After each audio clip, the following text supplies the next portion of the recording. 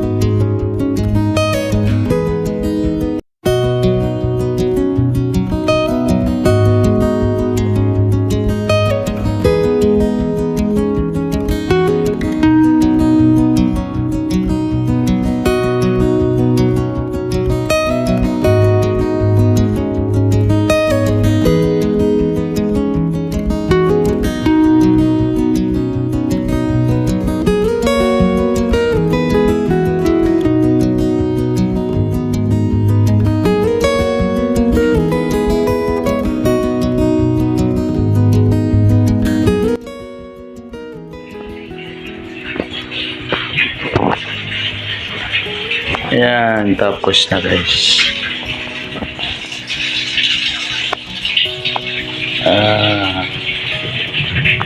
Nilagyan natin ng Xerographica. Isang klase po yan ng our plants. Ayan, meron din isa. Tapos ito naman is moss ito guys. Spanish moss. Ilagyan natin. Tapos dito is merong andon sini ay. Ayan. Bakit natin nilagyan ng ganyan? Para po maging complete yung ecosystem nila. Kasi ito is nagbibigay ng chlorophyll doon sa maliit na environment ko anong meron. Kasi yung aquarium is isa po siyang klase ng bagong environment ng mga fishes na ilalagay natin. So kailangan mayroong complete yung cycle para mabuhay sila.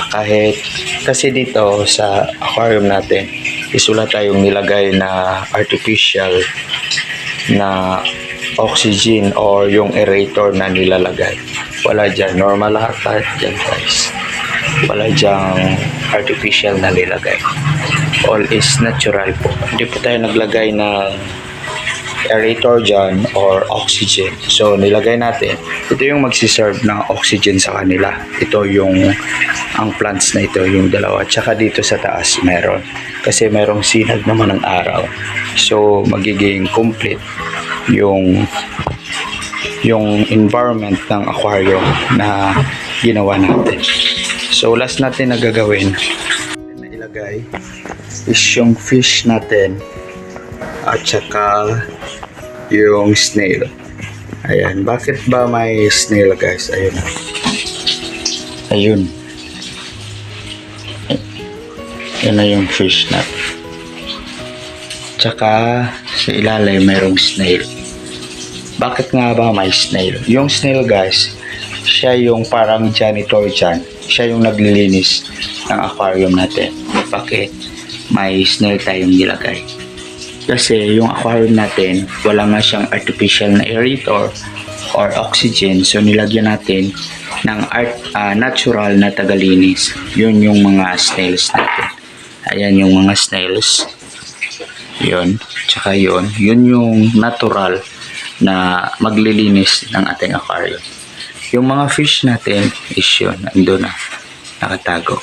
So yun. Yun yung aquarium natin at yun yung ginawa nating natural na environment ng ating aquarium na ngayong araw. So yun guys, tapos na natin ginawa yung ating aquarium. Sa lahat po ng nanonood at nanood ng ating vlog ngayong araw, maraming salamat po. Lalo na po sa mga ka-forester members and friends po natin. Bye-bye po. Ingat po kayo lagi. Sa muli po, ito po ang inyong lingkod, Arman D. Forester, nagsabing magandang araw po sa atin.